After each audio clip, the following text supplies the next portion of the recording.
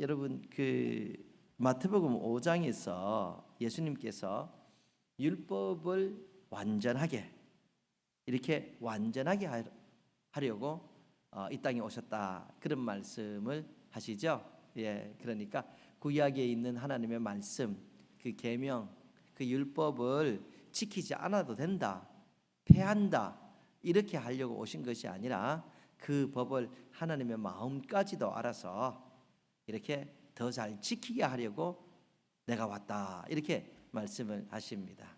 그리고 이 율법을 완성하게 하는 것이 무엇인지 예수님께서 6가지 예를 들어주십니다. 그 첫 번째 예가 바로 살인하지 말라라는 거죠. 살인하지 말라. 그리고 두 번째 예가 간음하지 말라 이것입니다.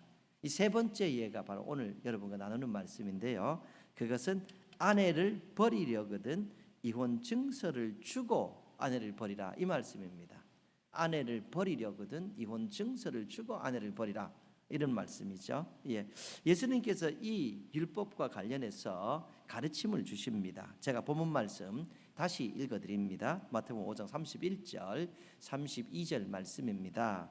또 일렀으되 누구든지 아내를 버리려거든 이혼 증서를 줄 것이라 하였으나 나는 너희에게 이르노니 누구든지 음행한 이유 없이 아내를 버리면 이는 그로 간음하게 함이요 또 누구든지 버림받은 여자에게 장가드는 자도 간음함이니라. 아내를 버리려거든 이혼 증서를 줄 것이라라는 이야기를 너희가 들었다. 아내를 버리려거든 이혼 증서를 주고 아내를 버리라 하는 것을 너희가 들었다. 그런데 나는 너희에게 말하는데 누구든지 음행한 이유 없이 아내를 버리면 이는 그로 간음하게 하는 것이요 그렇게 이혼한 여자에게 장가드는 자도 간음함이다. 이렇게 예수님께서 말씀을 하십니다. 그러니까 이혼 증서를 주고 아내를 버리려면 버리라라고 하는 말씀을 너희가 들었지만 나는 너희에게 말하노니 무조건 이혼 증서를 주고 아내를 버리는 것 이것이 아니다라는 거죠. 이혼 증서를 주고 버린다 그것이 아니다라는 겁니다. 이혼 증서를 주고 아내를 막 버린다 그것은 하나님의 마음이 아니다라고 예수님께서 말씀하십니다. 이 예수님은 이 누구든지 이혼할 수 있는 가능성이 있다 하는 것은 인정하십니다. 그리고 이혼이 세상에 있다 하는 것도 인정하십니다. 그래서 예수님께서 예외를 두셨습니다. 누구든지 음행한 이유 없이 아내를 버리면 이는 그로 간음하게 함이요 음행한 이유 없이라는 예외를 두셨습니다. 그런데 예수님께서 참 하고 싶으신 말씀은 이런 현실을 감안해서 이런 예외적인 말씀을 하시지만 예수님께서 참으로 하시고 싶은 말씀은 서로 헤어지지 말라, 서로 잘 살라, 이것이 하나님의 마음이다 이렇게 말씀을 하시는 거죠. 자, 마가복음에 기록된 바리새인들과 예수님의 대화 속에서 아내를 버리지 말라라는 예수님의 가르침이 있습니다. 한 번은 바리새인들이 예수님을 시험하기 위해서 이게 질문을 합니다. 사람이 아내를 버리는 것이 옳으니까 모세의 법에는 모세는 이혼 증서를 써 주어 버리게 허락하였나이다. 예수님은 뭐라고 합니까? 이 트랩 퀘스천이에요. 예수님을 이렇게 어렵게 하려고 질문하는 거죠. 모세는 이혼 증서를 써주고 버리라 그랬는데 예수 당신은 뭐라고 하겠습니까? 이렇게 얘기하는 거죠. 예수님께서 그냥 버리라고 하면은 예수님이 이혼 부추긴다 이렇게 공격할 것이고 예수님께서 버리지 말라고 하면은 예수님 하나님 말씀 무시한다 이렇게 공격할 것이다라는 거예요. 그 물어보는 의도가 그것입니다. 트랩하기 위해서 시험하기 위해서 물어보았다라는 거죠. 그럴 때 예수님께서 이렇게 대답을 하십니다. 마태복음 5장 10장 5절입니다. 예수께서 그들에게 이르시되 너희 마음이 완악함으로 말미암아 이 명령을 기록하였거니와 너희 마음이 완악함으로 말미암아 이 명령 즉 이혼 증서를 써주고 버리라 라는 것을 허락하셨지만 사실은 하나님의 마음은 그런 것이 아니다 이렇게 대답을 하시는 거죠. 너희 마음이 완악하기 때문에 즉 남자들의 마음이 워낙 악하기 때문에 이혼 증서를 써서 보내라고 한 것이지 하나님의 본래 마음은 그렇게 헤어지는 것이 아니다라고 가르치시는 겁니다. 너희 마음이 완악하기 때문에 이혼 증서를 주고 보내라 이 말씀을 제가 설명을 좀 드립니다. 이 구약부터 예수님 당시까지 유대인 사회는 완전히 남자 중심의 사회입니다. 남자는 절대적인 강자고 여자는 절대적인 약자입니다. 사실 유대인들만 그런 것이 아니라 이 세상 대부분의 문화가 그랬어요.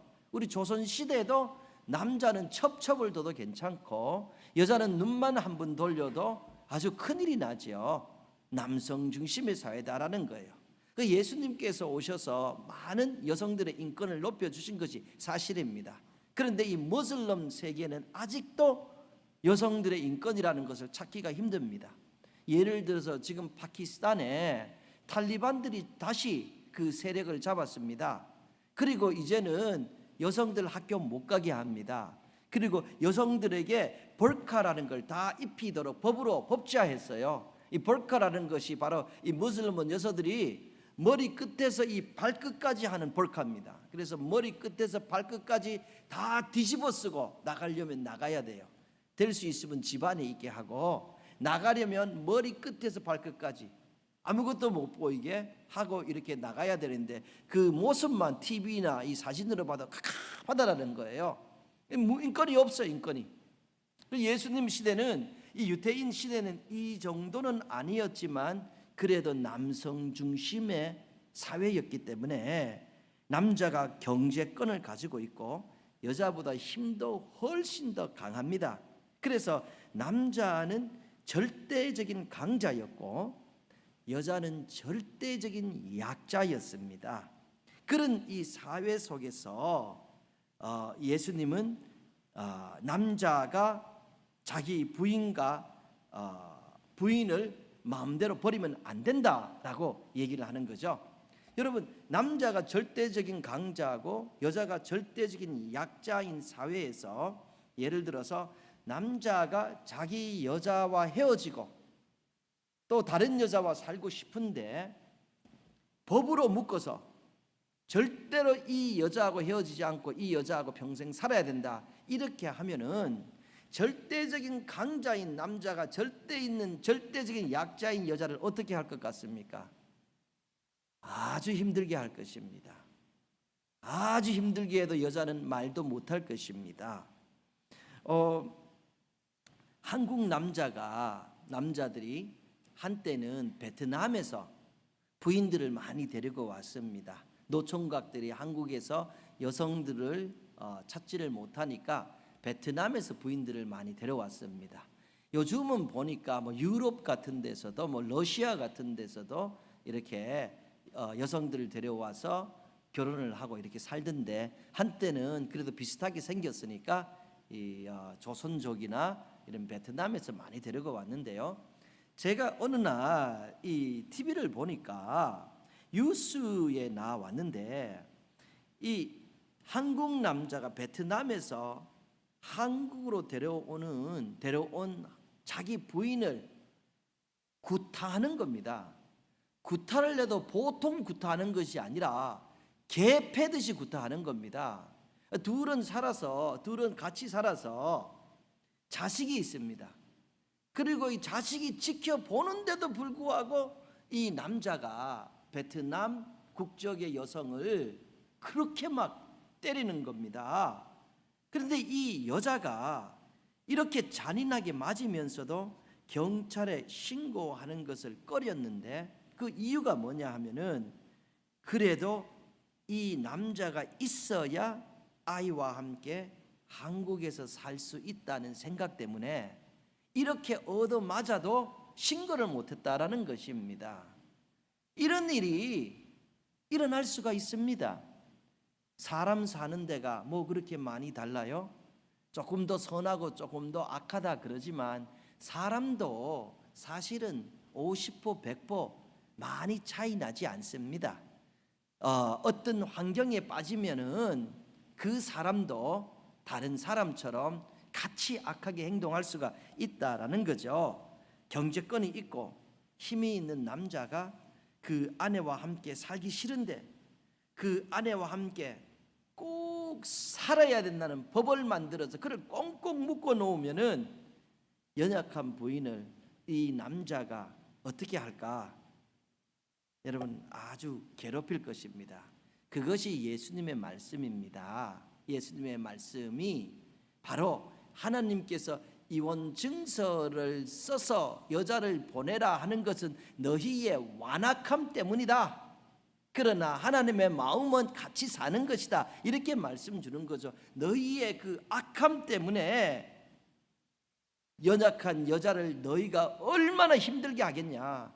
그래서 연약한 여성들을 보호하기 위해서 예외적인 케이스를 둔 것이지, 이 율법은 여성을 버림으로 이루는 것이 아니라 그 여성 부족하더라도 더 사랑하고 더 아껴주고 함께 삶으로 이 율법을 지키는 것이다라고 예수님께서 가르치시는 말씀입니다. 이 마가복음 10장 5절에서 9절 보면 이렇게 말씀하고 있습니다. 예수께서 그들에게 이르시되 너희 마음이 완악함으로 말미암아 이 명령을 기록하였거니와 창조 때부터 사람을 남자와 여자로 지으셨으니 이러므로 사람이 그 부모를 떠나서 그 둘이 한 몸이 될지니라. 이러한즉 이제 둘이 아니요 한 몸이니 그러므로 하나님이 짝 지어 주신 것을 사람이 나누지 못할지니라 하시더라. 하나님께서 세상을 창조하실 때에 남자와 여자를 만드시고 그리고 남자와 여자를 결혼하게 하셨는데, 이렇게 결혼하게 되면은 남자와 여자가 둘이 아니라 이제 하나가 된다, 한 몸이 된다, 이렇게 예수님께서 가르치셨습니다. 그래서 하나님께서 짝 지어 주셔서 한 몸 되게 하신 것을 사람이 인위적으로 나눌 수가 없다, 이 말씀을 주시죠. 다시 말씀드리면 부부는 하나님 앞에서 둘이 아니라 하나라는 것입니다. 그 하나가 갈라지는 것은 불가능한 것이다라는 거죠. 그래서 하나님께서 처음부터 결혼이라는 제도를 주시고 결혼을 하게 했을 때는 그들이 헤어지고 둘로 따로 된다, 이런 것은 하나님의 계획 속에 없었다라는 것입니다. 두 사람이 만나서 한 몸이 되어서 서로를 아끼고 사랑하며 살도록 하는 것이 하나님의 계획이었다라고 예수님이 가르치시는 거죠. 여러분, 남자와 여자가 만나는 것은 아름다운 것입니다. 아주 아름다운 것입니다. 아담과 하와가 처음 부부의 연을 맺었는데, 이 아담과 하와가 부부의 연을 맺도록 중매한 분은 하나님이십니다. 하나님이 첫 번째 중매쟁이십니다. 좋은 것이니까 하나님께서 그렇게 하셨죠. 창세기 이렇게 기록하고 있습니다. 창세기 2장 18절입니다. 여호와 하나님이 이르시되 사람이 혼자 사는 것이 좋지 아니하니 내가 그를 위하여 돕는 배필을 지으리라 하시니라. 사람이 혼자 사는 것이 좋지 아니하다, 이렇게 성경이 기록하고 있습니다. 그러니까 하나님이 아담을 먼저 만드셨죠.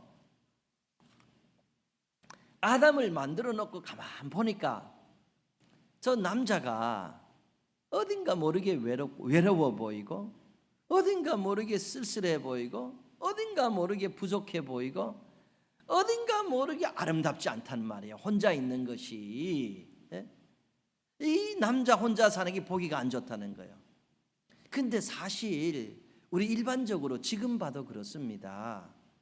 이 남자들이 젊었을 때는 큰 소리 치고 대단하다고 하지만은 사실은 혼자 있으면 별 볼 일 없습니다.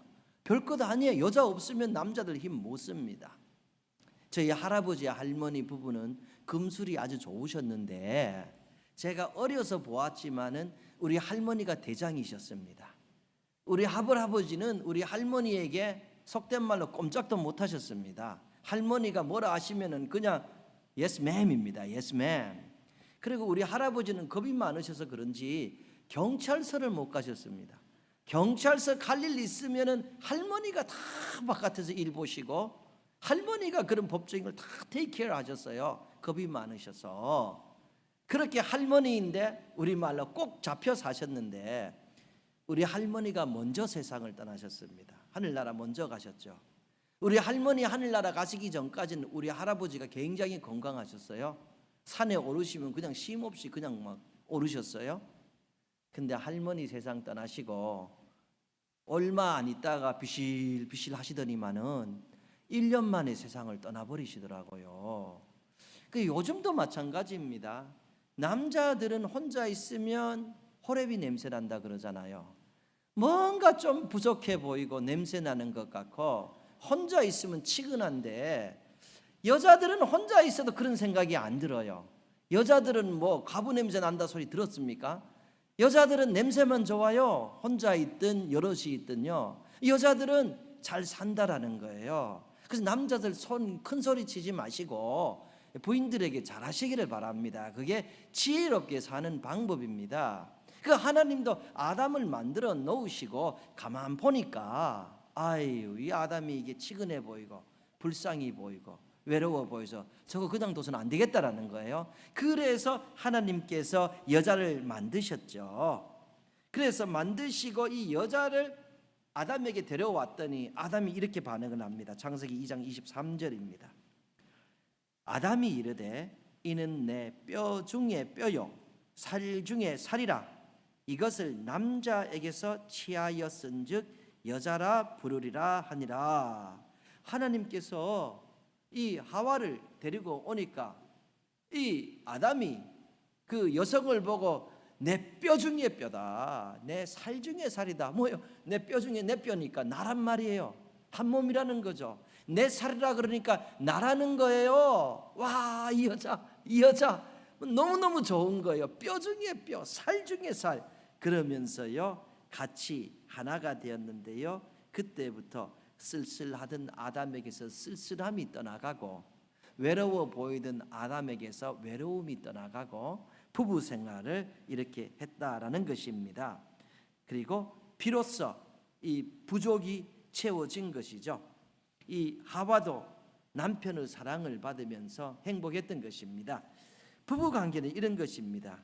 부족한 한쪽이 만나는 것이 아니고 부족한 반쪽이 다른 부족한 반쪽을 만나서 하나가 되고 그렇게 하나가 되어서 상대의 부족을 채워가며 서로 힘을 합하여 사는 것이 이것이 바로 하나님께서 처음부터 세우신 계획이시고 하나님께서 원하는 부부의 삶이다 하는 것입니다. 여러분 우리 성도님들 생각해 보면 여러분과 여러분의 배우자가 만났다 하는 것은 참으로 대단한 만남입니다. 제가 지난 화요일 2022년 5월 10일 화요일 날짜로 이 말씀을 준비하면서 세계 인구 통계를 찾아봤습니다. 여러분 이 세상 인구가 지금 몇 명인지 아시는 분 계십니까? 대충이라도 아십니까? 네. 지난 화요일 제가 이걸 검색하는 그 시간으로 79억 4,600만 명이 이 세상에 산다고 합니다. 79억. 79억이라 그러면은 정말 많죠, 그죠? 정말 많죠. 그렇게 많은 사람이 살아요. 여러분 이 아담과 하와가 서로를 만났을 때는 서로의 만남이 그렇게 대단하지 않습니다. 왜 대단하지 않는가? 아니 나가면 여자가 한 명밖에 없는데 그 여자 안 만나면 뭐 할 거예요? 나가면 남자가 하나밖에 없는데 그 여자, 그 남자 안 만나면 혼자 살 거예요? 대단한 거 없어요. 근데 여러분과 여러분의 배우자의 만남은 79억 대 1의 경쟁을 뚫고 여러분이 여러분의 배우자를 차지한 것입니다. 여러분의 배우자도 마찬가지입니다. 79억 대 1을 뚫고 여러분을 만났다라는 거죠. 그리고 여러분은 이 콜럼버스에 살고 계십니다. 여러분이 태어나서 어느 날 이 콜럼버스에서 남편과 또 부인과 함께 살 것이라 상상이나 해보셨습니까? 그리고 이렇게 좋은 건물이 있고 이렇게 좋은 성도들이 있는 이 콜럼버스 반석 장로교에 다니십니다. 하나님의 은혜인 줄로 믿습니다. 이것이 얼마나 귀한, 이것이 얼마나 귀한 79억 대 1의 경쟁을 뚫고 여러분의 남편을 빼앗아 여러분도 대단한 것입니다.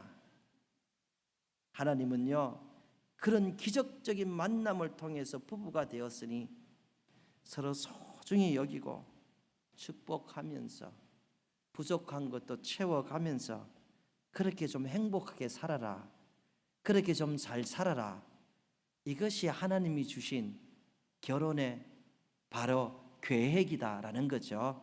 하나님이 보신 아름다운 결혼도 이렇게 좀 서로가 부족해도 아끼면서 하나로서 살아가는 것이 귀하다라는 겁니다. 이 예수님 당시까지요,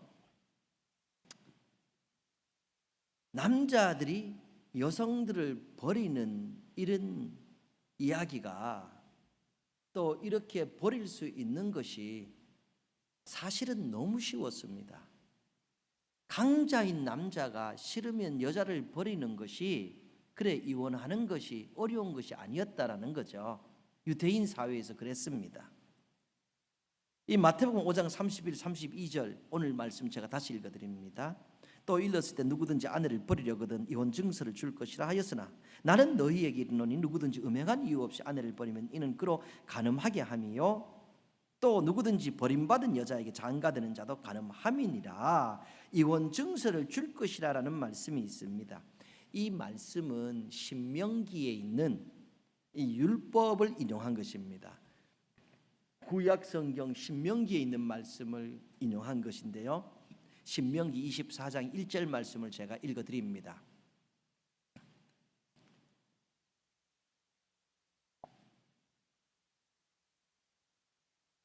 사람이 아내를 맞이하여 데려온 후에 그에게 수치되는 일이 있음을 발견하고 그를 기뻐하지 아니하면 이혼 증서를 써서 그의 손에 주고 그를 자기 집에서 내보낼 것이요. 이 말씀이 이 말씀을 유대인들이 예수님 당시까지 잡고 이 아내에게 이혼 증서를 써서 보내는 것, 모세가 말했는데 예수 당신은 뭐라고 합니까? 이렇게 질문했던 것입니다. 이혼 증서를 주고 보내는데 그 이혼 사유가 뭔가? 아내에게 수치되는 일이 있음을 발견하고 이 수치되는 일이 발견되면 그 아내를 집에서 내보내도 된다, 이렇게 말했다라는 거예요. 그런데 이 수치되는 일이 어떤 일인가? 뭐 대단히 잘못한 것, 그런 것을 가지고 얘기하는가? 이 악한 사람들이 이 수치되는 일을 해설을 할 때에 크게 잘못한 그런 것이 아니라 남자의 마음에 들지 않는 그 어떤 것도 수치되는 일이 될 수 있다, 이렇게를 해석을 했다라는 거예요. 그래서 예를 들어서 부인이 이렇게 김치찌개를 남편을 위해서 맛있게 끓였습니다. 그래서 남편이 일하고 와서 김치찌개를 먹는데 이게 맛이 없는 거예요. 남편 입에 맛이 없는 거예요. 그래서 남편이 김치찌개를 어떻게 이렇게 못 끓여? 이렇게 못 끓여? 그러면 당신 집에 가. 이것도 사유가 됐다라는 거예요.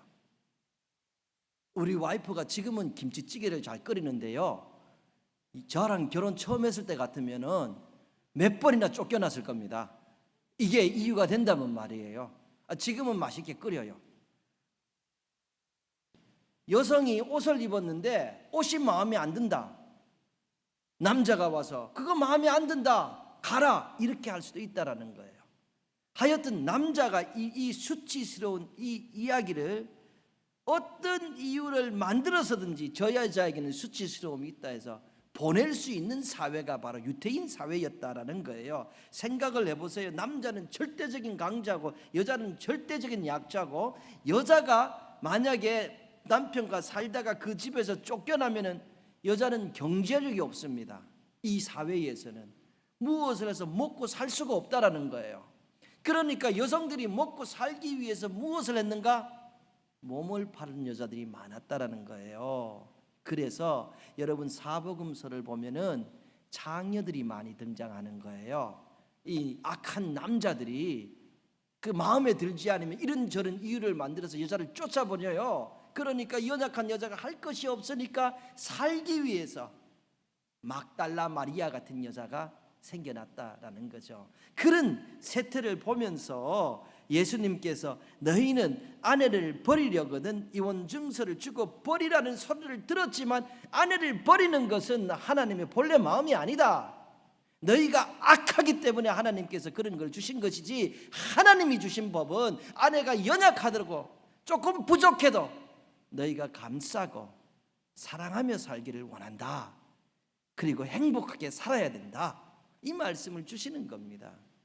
여러분, 그저 하나님께서 지금 주신 배우자가 하나님께서 주신 귀한 선물이라고 생각하고 행복하게 사십시오. 이 남자 저 남자 이 여자 저 여자 봐도 별 사람 없습니다. 사람은 남의 앞에 있는 콩이 더 커 보인다 그러고, 미국 이 영어 하는 사람들은 강 건너 있는 잔디가 더 초록색 같이 보인다 이렇게 말하지만 가봐도 그게 그거요. 그 콩 먹어봐도 그게 그겁니다. 어느 날 이 결혼 세미나를 하는 강사님이 사람들 앞에서 강의하면서 여러분 가운데 다시 태어나도 지금 배우자와 함께 사실 분 있으면 손들어 보세요 이렇게 했습니다. 그렇게 손들어 보세요 하는데 손드는 사람이 한 사람도 없어요. 여러분은 지금 남편이 같이 앉아 있고 부인이 같이 앉아 있으니까 눈치 본다고 손들 수 있는데, 정말로는요 여러분 없을 때 드는지 안 드는지 그거 보셔야죠. 혹시나 남성들만 모임이 있거나 여성들만 모임이 있거나 할 때 제가 비디오를 살짝 찍으라 그러고 그 질문을 내서 이렇게 여러분에게 보일 수도 있을 것 같아요. 근데 어쨌든 아무도 안 들어요. 아무도 안 드는데 다시 태어나도 같이 살 배우자와 같이 살 분이 있으면 손 들는데 아무도 안 드는데 할머니 한 분이 손을 드는 거예요. 연세 많은 할머니 한 분이. 그래서 사람들이 할머니 할아버지하고 참 사이가 좋으신가 봐요. 얼마나 행복하세요. 그런 남자 어디 있어요 하니까 이 할머니가 하시는 말씀이 그놈이요 그러시더래요. 이놈 저놈에도 다 똑같으니까 뭘 다른 남자를 찾느냐 그러는데요. 여러분 사실 맞습니다. 그게 그거예요. 가끔씩 말씀드리지만은 뭐 이렇게 첫사랑 만나서 가슴 두근두근 하는 것, 그런 거 기리고 그런 거 안 느껴서 헤어지고 못 느껴서 헤어지고 하는데, 여러분 아시잖아요. 결혼해가지고 10년 20년 있어도 가슴이 두근두근 하면은 그거는 심장병이지 그거는 사랑이 아니에요. 결혼해서 10년 살았는데 20년 살았는데 부인 보자마자 볼 때마다 두근두근 어떻게 살아요? 그거 어떻게 살아요? 그런 거 쫓지 마세요. 그저 하나님께서 내게 주신 배우자가 최고다 생각하고 배우자 살아가는 것이 최고죠. 우리 같이 찬양 하나 해요. 참 좋은 찬양인데요.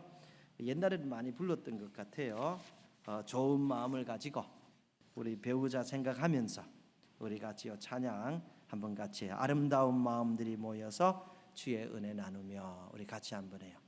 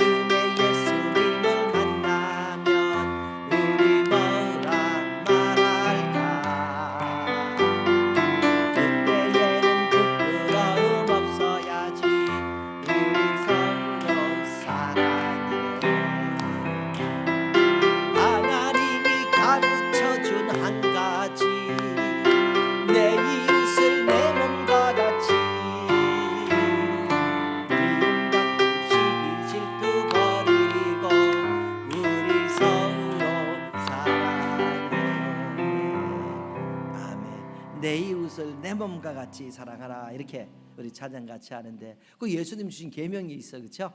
하나님 사랑하는 것이 가장 큰 계명이고 그 다음에는 이웃 사랑하는 것이 가장 큰 계명이다. 이렇게 예수님께서 우리 계명 주었는데요. 여러분, 내 이웃이 누군가? 옆집에 사는 아주머니가 아닙니다. 가장 가까운 이웃이 옆집에 사는 아주머니가 아닙니다. 가장 가까운 이웃이 옆집에 사는 아저씨가 아닙니다. 가장 가까운 이웃은 함께 사는 내 배우자입니다. 가장 큰 계명이 하나님 사랑하는 것이고 그 다음이 내 이웃을 내 몸과 같이 사랑하는 것인데 내 이웃이 옆집에 사는 사람들만으로 국한되어 있다면 내 가족은 사랑하라는 말이 없잖아요. 하나님이 말씀하시는 가장 가까운 이웃은 나랑 한 이불 덮고 자는 1촌도 2촌도 아닌 무촌인 배우자라는 거죠. 그래서 그 배우자와 함께 사랑하며 내 몸처럼 아끼고 살 때 하나님께서 이 율법을 완성하는 것이다라고 우리에게 말씀하시는 거예요. 배우자와 함께 사랑하면서 행복하게 또 건강하게 오래오래 사시기 바랍니다. 몸이 아프면 너무 힘들어요. 그래서 건강하게 적당한 운동도 하시고 음식도 잘 조절하시고 그래서 배우자와 함께 행복하게 사시기 바랍니다. 성경에 이런 말씀이 있습니다. 잠언서 5장 18절에서 19절 말씀입니다. 내 샘으로 복되게 하라. 내가 젊어서 취한 아내를 즐거워하라. 그는 사랑스러운 암사슴 같고 아름다운 암노루 같으니 너는 그의 품을 항상 족하게 여기며 그의 사랑을 항상 연모하라. 내 샘으로 복되게 하라 이렇게 말씀하고 있습니다. 내 샘으로 복되게 하라는 것은 내 아내로 복되게 하라는 말씀입니다. 성경에서 아내를 칭할 때에 때로는 샘이라고 하고 때로는 우물이라고 합니다. 그래서 이 아내를 복되게 하라 하는 말씀을 시적으로 아름답게 표현하기 위해서 이 성경에서 내 샘으로 복되게 하라 이렇게 말씀하고 있는 것입니다.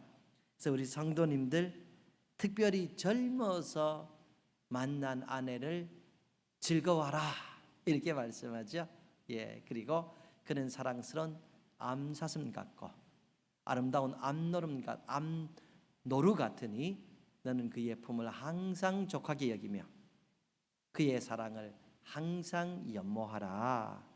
젊어서 만난 그 아내를 족하게 여기라는 거예요. 그 남편을 족하게 여기라는 거예요. 제가 앞에서도 말씀드렸듯이 이놈 저놈 찾아도 별놈 없습니다. 인연 전혀 해도 별려 없습니다. 그저 내게 주신 지금 주신 그 배우자가 하나님께서 주신 최고의 선물이라고 생각하시고 그렇게 사는 것이 참 행복입니다. 여러분들 다 잘 살 수 있습니다. 아름답게 사실 수 있습니다. 제가 밴쿠버에 있을 때 교회 어떤 집사님이 이사를 한 후에 저를 초대해서 이사 신방 예배를 드린 적이 있습니다. 이 부부는 돈이 아주 많던 부부입니다. 그런데 어느 날 어떤 계기로 인해서 돈을 거의 다 잃어버리게 돼서 아주 가난하게 됐습니다. 저는 그런 분을 몇 분이나 압니다. 굉장히 돈이 많았는데 어느 날 아주 가난하게 되는 그런 분들 있습니다, 여러분들. 네? 그래서 이분들이 아주 소박하게 사셨습니다. 신방을 가서 제가 남자 집사님에게 여쭈었습니다. 집사님, 돈이 많다가 이제 없으니까 힘들지 않으세요? 이렇게 물었어요. 그랬더니 집사님이 뭐라고 대답하시냐 하면 웃으시면서 아니 목사님 그렇지 않습니다. 돈이 있을 때는 걱정이 많았는데 지금은 오히려 편합니다. 일만 하면 살 수 있으니까 전혀 괜찮습니다. 웃으시면서 이렇게 말씀하세요.